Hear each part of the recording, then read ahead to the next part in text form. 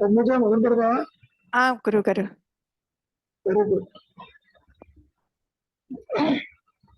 తలపులు చర్యలు ఒకటే అంటే ఏంటమ్మా? ఆలోచనలు దాని యొక్క క్రియలు అంటే థాట్స్ అండ్ యాక్టివిటీస్. గురువు గారు. ఒక ఆలోచన వచ్చింది, ఒక పని చేయాలనుకుంటావు. పని ఆలోచన రెండు కూడా ఒకటే. గురువు గారు. పని చేస్తున్నప్పుడు ఇంక విడిగా ఆలోచనలు ఉండవు, పని మీదనే. కాబట్టి ఆలోచన చర్య రెండు ఒకటి. ఆలోచన లేకుండా చర్యలు ఉండవు. చర్యలు ఉండాలి అంటే తాటి ఉండి తీరాలి.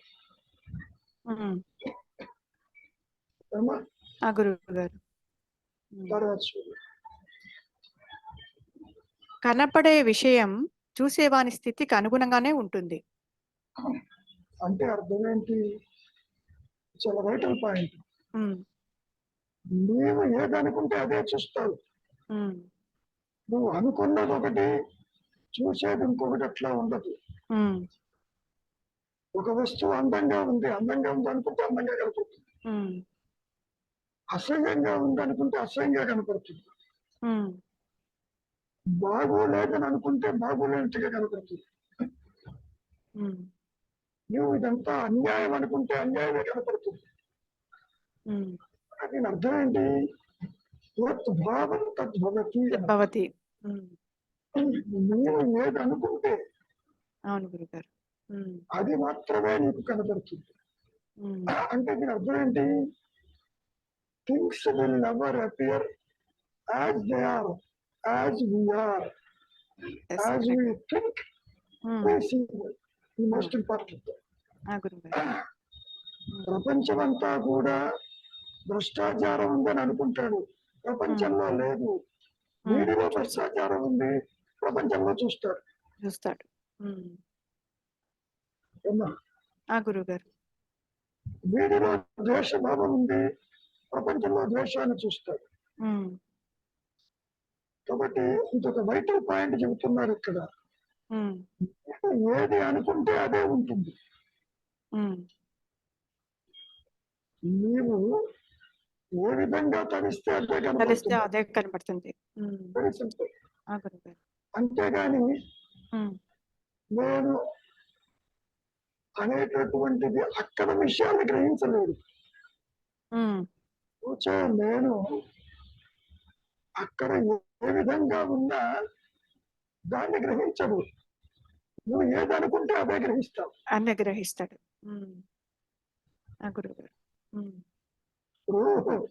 గుడికి వెళ్తావు, అలంకారం బాగా చేసి ఉంటారు, అక్కడ చాలా బాగుందంట. ఎందుకని? నీకు బాగుంది కాబట్టి, నాకు బాగుంది కాబట్టి. బాగుండకపోవచ్చు, అలంకారం లేదు అక్కడ. అవును గురువు గారు.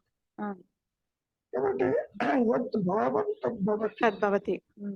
నీవు ఏ విధంగా భావిస్తే ఆ విధంగా కనపడుతుంది, ఆ విధంగా నీకు కనపడుతుంది. Very simple. ఇక్కడ తర్వాత చూడండి. అందరిలోనూ ద్రష్ట సముడే. ఒక్క నిమిషం. ముందు నీవు దేహాత్మబుద్ధితో ఉన్నప్పుడే ఇతరులు కనపడతారు, లేకపోతే ఇతరులు కనపడరు. కాసేపు నిద్రపోతే ఇతరులు ఏమైనారు? సంసారం ఏమైంది? దేహం ఏమైంది? కాబట్టి నీవు దేహాత్మబుద్ధితో నీవు దేహం అనుకుంటున్నప్పుడు ఇతరులు కూడా దేహంతో కనపడతారు. అర్థమైంది గురుగారు. ఎందుకంటే నేను దేహంతో ఉన్నాను కాబట్టి నాకు మనసు ఉంది, నేను దేహంతో చూస్తాను, ఇంకొక మనసు ఉంది. అలాగా అందరికి అలా కనబడతారు గురుగారు. మనస్సు ఉండదమ్మా అక్కడ. అంటే ఆలోచన భావనే కదా గురుగారు ఇది. ఇప్పుడు ఇంకొకరు కనబడుతున్నారంటే నాలో ఉండేదే కదా కనపడుతున్నాడు ఇంకొకతను. నువ్వు ఆలోచిస్తేనే కనపడతాడు. ఆలోచిస్తేనే ఐర్లాండ్ కనపడుతుంది, ఆలోచిస్తేనే చెన్నై కనపడుతుంది, ఆలోచిస్తేనే హైదరాబాద్ కనపడుతుంది, కనపడుతుంది. కనపడదు. కరెక్ట్. కాబట్టి నీవు ఆలోచించని దాన్ని బట్టి అవి కనపడతాయి, లేకపోతే కనపడదు. కనపడదు. అర్థమైంది. ఇప్పుడు అందరిలోనూ అంటున్నాడు. అర్థం ఏంటి? ద్రష్టగా నీవు ఏ విధంగా ఉన్నావో నీవు చూస్తున్న వాళ్ళందరిలో కూడా ద్రష్ట సమము. అది ద్రష్ట అంటే ఆత్మ, ఆత్మ జ్ఞానం. ద్రష్ట అంటే చూచేటటువంటి జ్ఞానము.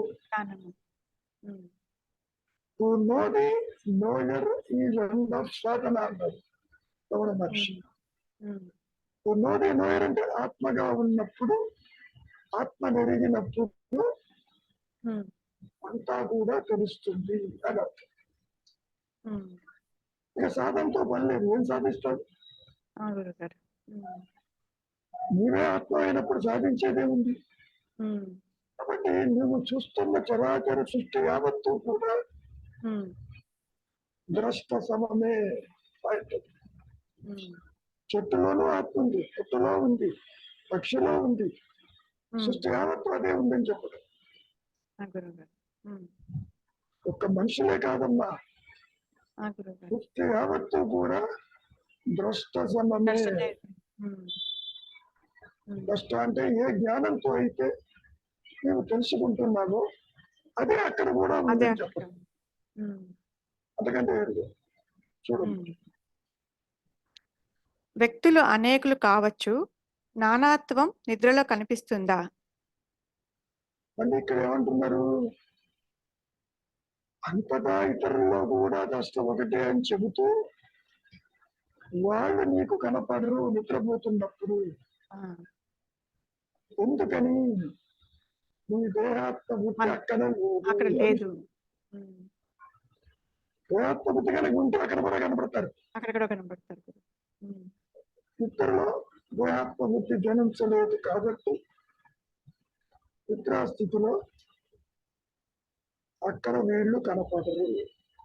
నీ దేహమే కనపడదు, దేహ సంబంధమైన సంసారము కూడా కనపడుతుంది అని చెప్పారు. అంతేనా? ఇంకేముందా? అంతే గురుగారు. అర్థమైంది. అంతే. మొత్తం ఒకసారి చదువు. తలపులు చర్యలు ఒకటే, కనపడే విషయం చూసేవాని స్థితి అనుగుణంగానే ఉంటుంది. అందరిలోనూ ద్రష్ట సమ్ముడే. వ్యక్తులు అనేకులు కావచ్చు, నానాత్వం నిద్రలో కనిపిస్తుందా? కాబట్టి నానాత్వం అనేది దేహాత్మ బుద్ధి జనిస్తేనే మీకు అన్యత్వము నానాత్వము కనపడుతుంది, లేకపోతే కనపడదు. ఇంకా సింప్లిఫై చేస్తే దేహాత్మ బుద్ధి జనించినప్పుడే అది ఉంటుంది, అది లేకపోతే సృష్టి ఉండదు, నానాత్వం ఉండదు, ఇతరులు ఉండరు, ఒక్క ఎరుక మాత్రమే ఉంటుంది అని మనం అర్థం చేసుకోవాలి. ఓకే. నమస్కారం గురువు గారు. చెప్పండి. ఇప్పుడు అందరిలోనూ ద్రష్ట సమ్ముడే అన్నారు కదా, తలపులు చర్యలు మాత్రం వేరువేరుగా ఉంటాయి గురువు గారు. దాన్ని బట్టి ఒక్కొక్కరు ఒక్కో రకంగా చూస్తారా ప్రపంచాన్ని? కానీ ప్రపంచం అందరికి ఒకే రకంగా కనపడదు కదా గురువు గారు. తలపులు ఒక్కొక్కరికి ఒక్కో రకంగా ఉంటుంది, దాన్ని బట్టి ప్రపంచం వాళ్ళకి కనపడుతుంది. అంటే తలపులు చర్యలు వేరుగా ఉంటాయా ద్రష్టకు? నీవు దేహంతో ఉన్నప్పుడే ఇతరులు కనపడతారు. ఓకే. నాకు ఇతరులు మంచివాళ్ళ చెడ్డవారు అనేది వాళ్ళు చెప్పరు, నువ్వే నిర్ణయిస్తున్నావు. నీ భావనతో వాళ్ళు ఉన్నారు. వాళ్ళు నేను మంచివాడిని చెబుతారా, చెడ్డవాడిని చెప్పు. నువ్వు అంటావు is a good fellow, bad fellow. అలాగే ఇతరులకి వాళ్ళ తలపులను బట్టి వేరే వాళ్ళు కనిపిస్తారంటారా? First of all take it granted there are no others. First point. ఒక తాడుకి ఒకే పాము ఉంటుంది, 10 పాములు కనపడవు. ఒక ఆత్మకి ఒకే ప్రసూన ఉంటుంది, ఆ ప్రసూనకి ఇతరులు గోచరిస్తారు ప్రసూన మనస్సులో. నిజానికి దేర్ ఆర్ నో అదర్స్. నువ్వు జడ్జిమెంట్ ఎలా చేస్తున్నావు? నువ్వు ఎలా అనుకుంటే అలా జడ్జ్ చేస్తున్నావు. ఇందాక ఆ మాటల్లో అర్థం అది, తద్భావం తద్భవతి. ఇది మంచి అనుకుంటే మంచి కనపడుతుంది, ఇది చెడు అనుకుంటే చెడు కనపడుతుంది. అంటే ద్రష్ట సమానం అన్నారు కదండి గురువు గారు, అందరికీ ద్రష్ట సమానం అన్నారు. ద్రష్ట అంటే ఆత్మ. ఆత్మే నీవు ఎక్కడెక్కడ చూసినా సమానంగా ఉంటుంది అని చెప్పదు. నేను చూసిన అన్నిట్లో ఆత్మ సమానం, అది పాయింట్. అంతేగాని నీలాగా ఇతరులు ఉన్నారని కాదు. ఓకే. నీవు ఎంత అసత్యమో ఇతరులు కూడా దేహం కాదు. నేను ప్రపంచం అనుకుని చూసిన ప్రతి దాంట్లో ద్రష్టయే ఉంది, ఆత్మయే ఉంది, ఆత్మే ఉండదని చెప్పదు, జ్ఞానమే ఉంది. ఓకే. మరి వాళ్ళు ఎందుకు కనపడరు నీకు? నిద్రపోతుంటే నీ దేహం నీకు కనపడలేదు కాబట్టి, నా దేహమే లేదు కాబట్టి అప్పుడు వాళ్ళు కూడా ఎగిరిపోయినారు. అది పాయింట్. అందరూ నిజంగా వాళ్ళే ఉంటే, ఇతరులు ఉంటే నువ్వు నిద్రపోయేటప్పుడు వాళ్ళు కనపడాలిగా, కనపడదు. కాబట్టి దేర్ ఆర్ నో అదర్స్. ఈ ద్రష్ట సమానం అనేది నేను చూసిన ప్రపంచంలోని ఇతరుల గురించి చెప్తున్నారు. ద్రష్ట సమానం అన్నిట్లోనూ ద్రష్ట. అది జ్ఞానముతో అయితే సర్వాన్ని చూస్తున్నావు, ఆ జ్ఞానమును ఎక్కడెక్కడ చూస్తే అంత సమంగా ఉంటుంది అని అర్థం. తలపులు చర్యలు మాత్రం మనం ఏ విధంగా తలపులుంటే ఆ విధంగా మనకు గోచరిస్తుంది ప్రపంచం. అది సంగతి. బాగుంది అని అనుకుంటే బాగా కనపడుతుంది, బాగోలేదనుకుంటే అక్కడ ఎంత బాగా ఉందో నీకు బాగుండదు. అవును, కరెక్టే గురుగారు. మన మనస్థితిని అనుసరించే ఉంటుంది ప్రపంచం. నీవు ఏ విధంగా ఆలోచిస్తే అదే కనపడుతుంది. కరెక్టే గురుగారు. మనం సంతోషంగా ఉన్న టైంలో ఏది ఉన్నా అది ఎంత కూడా బాగున్నట్టే అనిపిస్తుంది. మనం బాధగా ఉన్నప్పుడు ప్రతిదీ మనకి దుఃఖకరంగానే కనిపిస్తుంది. ఇక్కడ బాధ పంచని కాదు, నీ తలపు ఏదైతే అదే చూస్తావు బయట. తలపు ఏదైతే ఆ తలపుని బట్టే ఉంటుంది. Whatever you think and come to the conclusion, you see the same thing there. నిజమే, అది కరెక్ట్ గురుగారు. అంటే ఎందుకని ఒక కళలో చూసినట్టు చూస్తావమ్మా. జాగ్రత్తావస్థ కూడా కళ సమమేను. కళ ఏ విధంగా అయితే నువ్వు వాటన్నిటిని దర్శించి సుఖ దుఃఖాలు అనుభవించి మళ్ళీ స్థూలదేహానికి వచ్చినప్పుడు ఇక్కడ మళ్ళీ ఈ లోకాన్ని చూస్తున్నావు. రెండూ కూడా అంటే స్వప్నావస్థ జాగ్రత్తావస్థ కూడా కళ సమమే, సత్యము కాదు అని చెప్పదు. అర్థమైంది. ఇది ఓకే, అర్థమైంది గురుగారు. రవి గురుగారు ఎక్కడున్నావు? గురుగారు చెప్పు. అది ఇందాక మీరు దెర్ ఆర్ నో అదర్స్ అంటే అది ఇప్పుడు ఒక జీవుడికి అనిపిస్తుంది గురుగారు. అంటే దెర్ ఆర్ నో అదర్స్ అంటే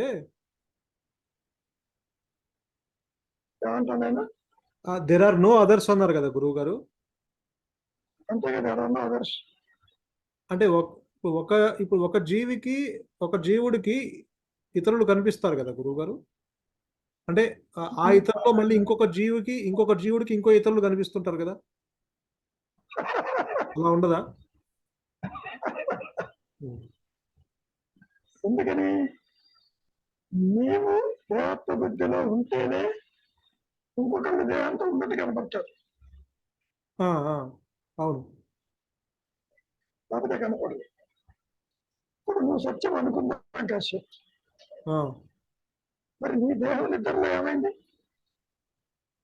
దాంతో పాటు సృష్టి కూడా ఎగిరిపోయిందిగా. అవును. ఒకటి గుర్తుపెట్టుకోండి, ఇందాక చెప్పినట్టు ఒక పాముకి ఒక తాడుకి ఒక పాము కనపడుతుంది, ఒక ఆత్మ ఒకే జీవుడు ఉంటాడు. ఆ జీవుడు దేహత్వతో ఇతరులను చూస్తాడు, బంధాలు పెంచుకుంటాడు, సంసారం చేస్తాడు, పుడుతూ ఉంటాడు, నశిస్తూ ఉంటాడు, కళ్ళు అయినట్టు. అది నిజం కాదు. ఎందుకు నిజం కాదు? కాసేపు నీవు స్వప్నావస్థకు వస్తే జాగ్రత్తలో ఉన్న వాళ్ళు ఎవరు కనపట్టాలే. నిద్రపోతే నీ దేహమే ఎగిరిపోయింది. అంటే ఎందుకని ఎందుకని నిద్రావస్థను ఎక్కువ మనం ప్రస్తావిస్తున్నాము? ఎందుకని మనం ఉదాహరణగా నిద్రావస్థ ఎక్కువ తీసుకుంటున్నాం గురువు గారు? వాయిస్ నాకు ఎందుకు సరిగా రావటం లేదు. వస్తుందా మీకు? క్లియర్ గా ఉంది గురుగారు. రవి గారిది క్లియర్. అదే గురుగారు ఆయన అడుగుతున్నారు, మనం ఎందుకు నిద్రావస్థనే ఎక్కువగా ప్రస్తావిస్తుంటాము. నాకు కూడా ఆ డౌట్ ఉంటుంది గురుగారు, ఎందుకంటే నిద్రలో మనం ఎక్కువ కాలం గలపం కదా, నిద్రావస్థనే ఎక్కువగా ఎగ్జాంపుల్ గా తీసుకుంటాం కదా అని అడుగుతున్నారు. ఎవరు చెప్పారు? అసలు నిద్రావస్థలో ఆత్మగానే ఎక్కువ కాలం గడుపుతావు. నువ్వు పుట్టినా మరణించినా నిద్రలోనే ఉంటావు. నువ్వు అనుకోవడం ఏంటి? కాసేపు నిద్రపోయి మళ్ళీ నీ బయటకు వచ్చి కార్యక్రమాలు చేస్తున్నా అనుకుంటావు. నిద్రలో ఉన్న ఆత్మస్థితే కంటిన్యూ అవుతుంది జాగ్రత్త స్వప్నంలో కూడా. కాదు గురుగారు, సిద్ధాంతమే ఎందుకు సిద్ధాంతము నిద్రాస్థితిని ఎందుకు తీసుకుంటున్నారు అని అంటున్నారు గురుగారు. అది నీ సహజత్వం కాబట్టి.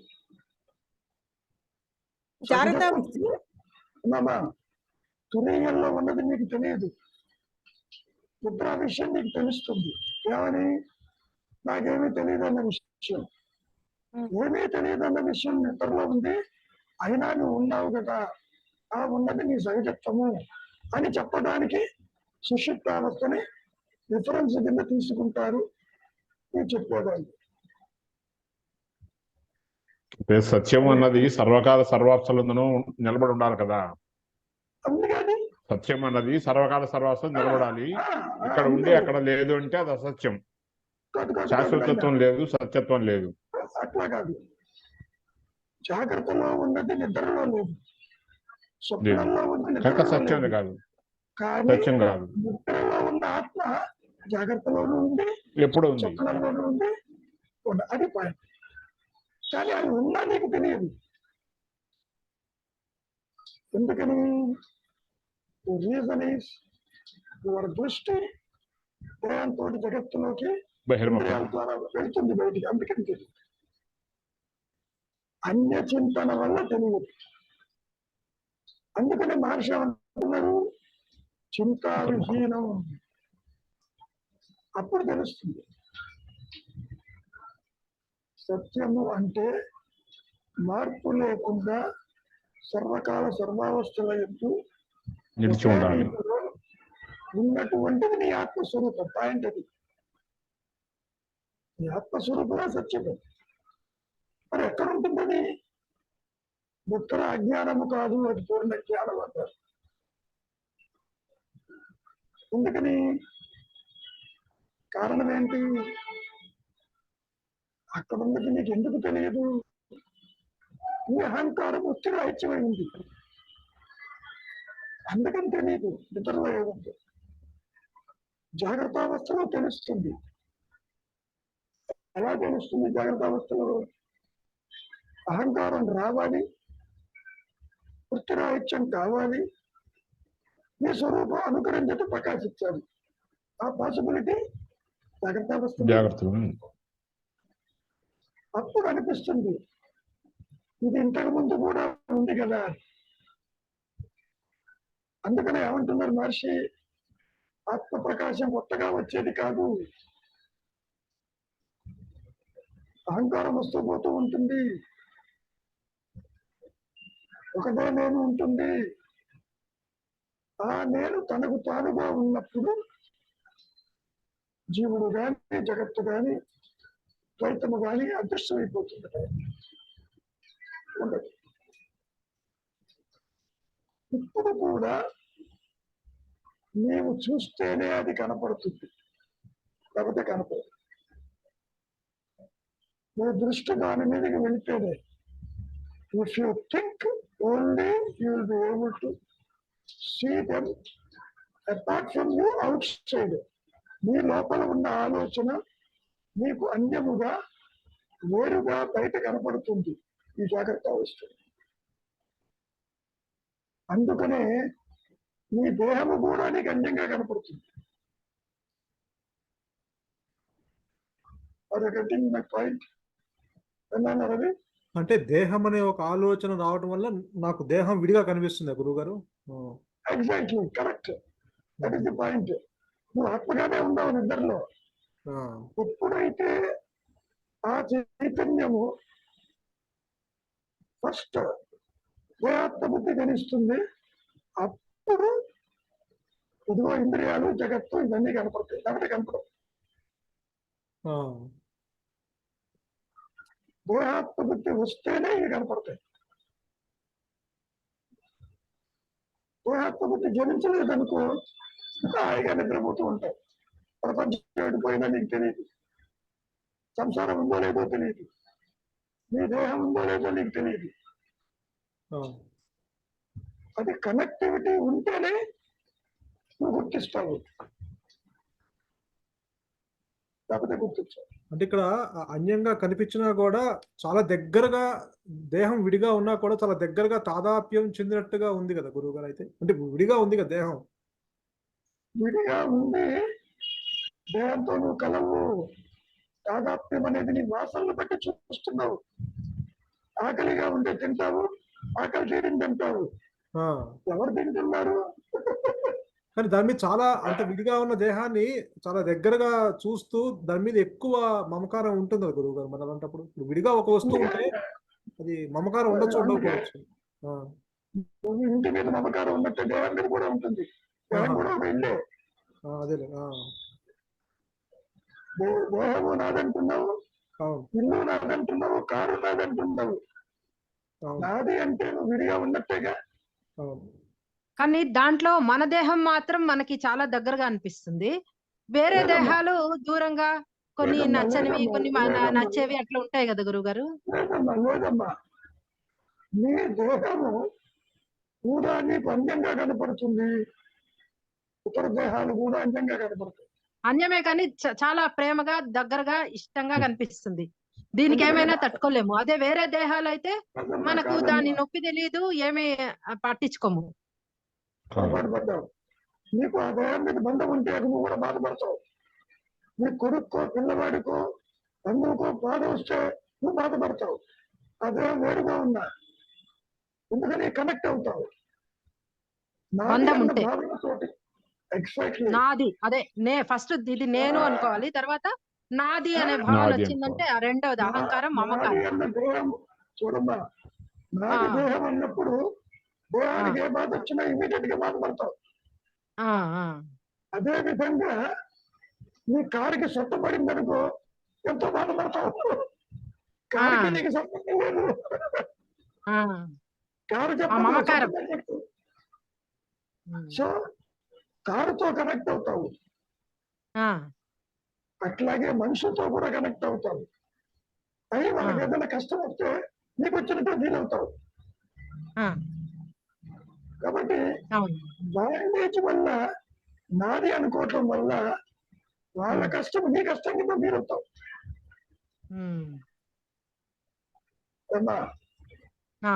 మమకారం అదే నాది నాది అనుకోవడం.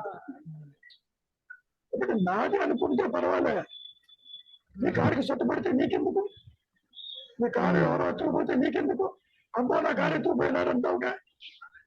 పిల్లవాడు కాసేపు కనపడకుండా స్కూల్ నుంచి రాకపోతే ఎంతో వర్రీ అవుతావుగా. అది బంధం, బంధం వల్ల.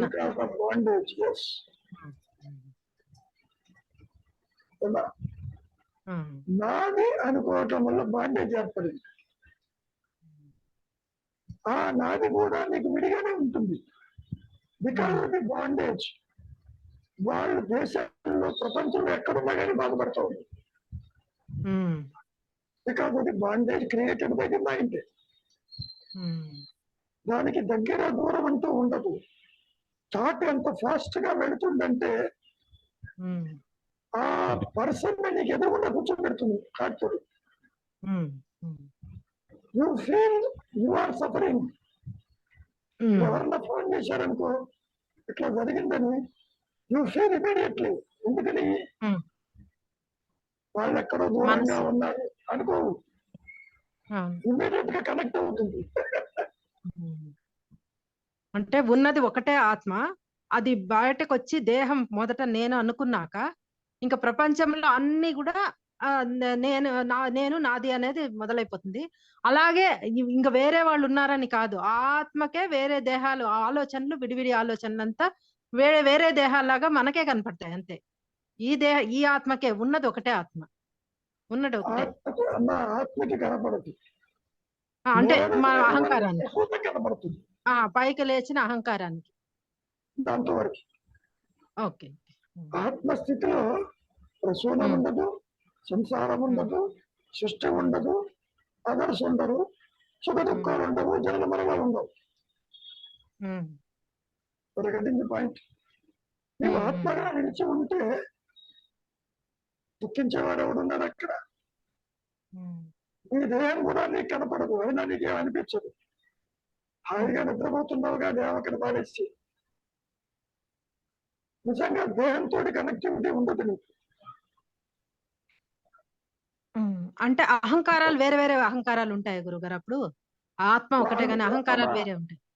అసలు అహంకారమే లేదు, వేరు అహంకారం క్వశ్చన్ లేదు అక్కడ. ఆది నుంచి జీవాత్మ భావన అహంకారం తృణీకరించబడింది అన్నాడు మహర్షి. అసలు తలెత్తలేదు, ఉన్నదే ఆత్మ, లేనిది సృష్టి. నేను ఇప్పుడు దేహాత్మ బుద్ధితో సృష్టిని చూస్తూ, ఇతరులను చూస్తూ, బంధాలు పెంచుకుంటూ ఇది సత్యం అనుకుంటూ పోతున్నావు. అందుకని ఏమంటున్నారు, నీతో కలిపి నీవు చూస్తున్నదంతా అసత్యము. ఇప్పుడు నేను బంధంతో నేను బాధపడతాను అంటున్నారు కదా గురుగారు, ఎక్కడో ఉన్న వాళ్ళ గురించి. అలాగే వేరే వాళ్ళు నా గురించి బాధపడితే వాళ్ళ బంధమా, అది వాళ్ళకున్న బంధమా, అది నా లోపల ఉన్న బంధమే వాళ్ళ ద్వారా రిఫ్లెక్ట్ అయిందా? ఇదంతా కూడా నీ భావన, ఇతరులు ఉన్నారు లేదా ఎవరికి తెలియదు.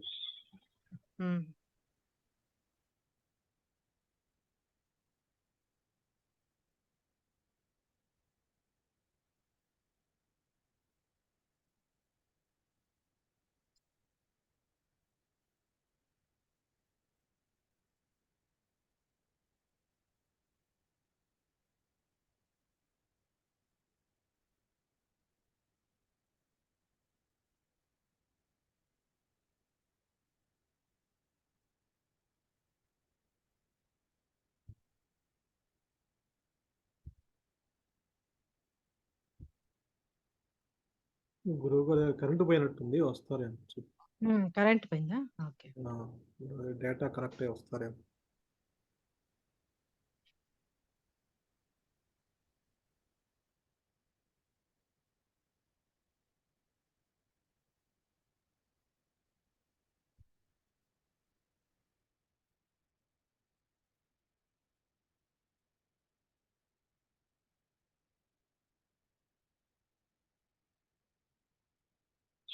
వినపడుతుందా? ఇప్పుడే వినిపిస్తుంది. ఇప్పుడే కరెంట్ కాస్త పోయింది, అందుకని ఇప్పుడే మళ్ళీ కరెంట్ వచ్చింది. సరే కానివ్వండి. ఇప్పుడు ఏమడుగుతున్నావమ్మా నువ్వు? అదే గురుగారు, మన వేరే వాళ్ళు మన పట్ల చూపించే బంధము అవన్నీ కూడా మన నుండి వెళ్ళిన ఈ తలపుల ప్రభావం వలన మనకు కనిపిస్తుందా, లేక వాళ్ళకు వేరే అహంకారం ఉండి వాళ్ళ తలపుల ప్రభావమా? అది మన తలపుల ప్రభావమే వాళ్ళ ద్వారా మనకి రిఫ్లెక్ట్ అవుతుందా? కాదమ్మా, నీ భావన, నీ భావనే. నా భావన, నా గురించి ఇతరులు అనుకుంటున్నారు అనేది నీ భావన. నా భావనే అంతవరకు. నీకే దిక్కు లేదు, ఇంకోళ్ళకి ఎవరుంటారు అక్కడ? పరంగా లేవు. నువ్వేమనుకుంటున్నావు? నేను వాళ్ళని గురించి అనుకున్నట్టు నా గురించి వాళ్ళు అనుకుంటారా అంటే అది నీ భావన. అసలు అనుకోరు నీ గురించి. ఎందుకని? వాళ్ళు ఎవరు లేరు, నువ్వు అనుకుంటేనే నీ మనసులో వాళ్ళు ఉంటారు. నేను లేకపోతే అనుకుంటేనే ఉండరు. వాళ్ళు దట్స్ ఆల్. ఏమ్మా?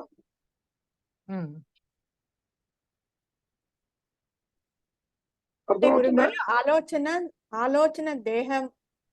ఆలోచన వచ్చిన వెంటనే దేహం ఒక ఆలోచన వస్తుంది. ఆ తర్వాత రూపనామాలు ఏర్పడతాయి కదా గురుగారు. అంటే ఇంకొకటి జీవుడు ఉన్నాడనంటే ఫస్ట్ ఆలోచన అది ద్వారా కూడా ఒక దేహము మనకు వెంటనే ఆలోచన వచ్చిన వెంటనే ఎవరో వచ్చారు అని చెప్పేసి ఒక దేహం కనబడుతుంది. మనం ఆ ఆలోచన ద్వారా బయటపడుతుంది. ఆ తర్వాత రూపనామాలు ఏర్పడతాయి కదా గురుగారు.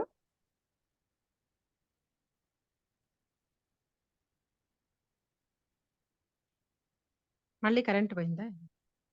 కరెంట్ పోయింది లేదు తెలియదు, కానీ నేను డేటాలో ఉన్నా. వినపడుతుందా? ఇప్పుడు వినపడుతోంది గురుగారు. అంటే ఇతరులు అనేవాళ్ళు లేరు. ఫస్ట్ పాయింట్, ఉమ్. నీవే దేహము కానప్పుడు నీ మనస్సులో అనుకుంటేనే ఇతరులు కనపడతారు. అదే గురుగారు, అంటే ఆలోచన వచ్చిన వెంటనే దేహం భావన ఏర్పడి ఆ తర్వాత రూపనామాలు ఆల్రెడీ రికార్డింగ్ అయినాయి కాబట్టి అవి కనబడుతున్నాయి. అది కూడా రికార్డ్ చేస్తేనే, రికార్డ్ చేస్తేనే గురుగారు. లేకపోతే కనపడదు. ఆ, నీవు ప్రొజెక్ట్ చేస్తున్నావంటే ఉమ్, ఆల్రెడీ నీ మనసులో రికార్డ్ అయి ఉండాలి. అక్కడే ఉంటుంది. నీవు కల్పించేదంతా recorded version. Um, you don't create anything. Um, ఇంద్రియ అనుభవాలు వాసన రూపేణ ఉంటేనే అవి నీకు గోచరం అవుతాయి, లేకపోతే గోచరం కాదు. ఇప్పుడు కొత్తవి గురువు గారు, అంటే మనము ఇప్పుడు సపోజ్ నేను ఒక ప్రదేశం చూశాను కాబట్టి అది రికార్డింగ్ అయింది కాబట్టి ఓకే అనుకోవచ్చు. ఇప్పుడు కొత్తవి ఎలాగా, అవి ఎలాగా కొత్తవి మనం కొత్తవైన అనుకుంటున్నావు, కానీ ఆల్రెడీ ఎక్కడొక్కడ లోపల సూక్ష్మంగా దాగి ఉంటాయి. అవి ఆ ప్రదేశం పేరు చెప్పలేవు. నువ్వు కలగంటూ ఉంటావు, ఏవో ప్రదేశాలు కనపడతాయి. ఆ ప్రదేశం ఏమిటో నువ్వు గుర్తుపట్టలేవు. ఎందుకని? Not recorded properly. గుర్తుపడితే రికార్డ్ చేస్తే గుర్తుపడతావు. ఇంతకుముందు నేను ఇది చూశాను, ఇక్కడికి వచ్చాను, ఫలాని వాళ్ళని కలిశాను అని చెప్పగలరు. రికార్డింగ్ లో ఉన్నదే నీకు అక్కడ కనపడుతుంది, లేకపోతే కనపడదు.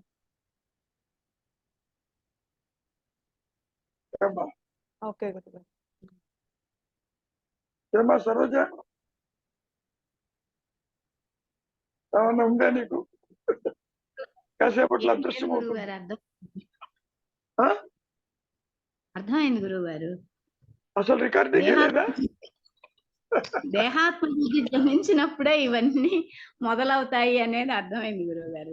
నేనుగా ఉంటే ఏమీ ఉండదు అక్కడ. ఇప్పుడు కూడా నీవుగానే ఉన్నావు. అవును గురువు గారు. ఆత్మని విడిచి జీవుడు ఉండడు. గురువు జీవభావన లేకపోయినా ఆత్మకు వచ్చిన ఇబ్బంది లేదు. అవునండి, అవును గురువు గారు. అదే అన్యత్వం చూస్తే ఇతరులు కనిపిస్తారు. అన్యత్వం నీలో తల ఎత్తితే కనపడతారు. అదే గురువు గారు. అంటే తలపులు చర్యలు ఒకటి. స్టార్టింగ్ లో సెంటెన్స్ ఏమనుంది? అవును గురువు గారు, తలపులు చర్యలు కనపడే విషయాలు. రాగానే యాక్షన్ మొదలవుతుంది. ఇప్పుడు యాక్షన్ లోనే ఉన్నావు ప్రస్తుతం నువ్వు. అవును గురువు గారు, వింటున్నాను కదా గురువు గారు. అది యాక్షనే కదా గురువు గారు, వినడం యాక్షనే కదా. నువ్వు ఎప్పుడు యాక్షన్ చేస్తుంటే అసలు విషయం వదిలిపెట్టి. యాక్షన్ అంటే నటన. గురువు గారు, నేను సరోజన అనే నట పాత్ర వహిస్తున్నావు అంటే నువ్వు సరోజనకి కాదాలు. కరెక్టే గురువు గారు. ఈ మాయలో ప్రతి ఒక్కరికి ఏదో పాత్ర ఉంటుంది. ఎవరు పాత్ర వాళ్ళు చేస్తూ ఉంటారు మాయలో.